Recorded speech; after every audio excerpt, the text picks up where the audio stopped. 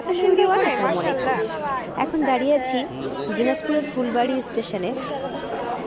ট্রেনের জন্য ওয়েট করছিলাম, কিন্তু এনার ঝালমুড়ির যে মশলাগুলো কেটেছে, মানে পেঁয়াজ, ধনেপাতা, গাজর, এত অসাধারণ সুন্দর করে কেটেছে কাঁচামরিচ, দেখে আমি মুগ্ধ হয়ে আসলে তার ঝালমুড়ি খেলাম।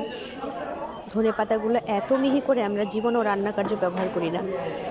গাজর, টমেটো, নিখুঁত, মানে পারদর্শী, অনেক দিনের অভিজ্ঞতা না হলে আসলে এত সুন্দর করে কাটা যায় না। তবে তার ঝালমুড়িটাও বেশ মজা।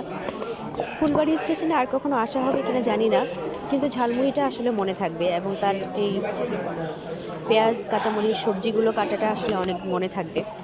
অনেক এনজয় করলাম। ফুলবাড়ি স্টেশন স্মৃতি রেখে দিলাম একটা। ফুলবাড়ি স্টেশনে যদি ঝালমুড়ি নিয়ে নিয়েছি বেশি করে কাঁচামরিচ দিয়ে, অনেক বেশি ভালো লাগবে। এনজয় করলাম ঝালমুড়ি।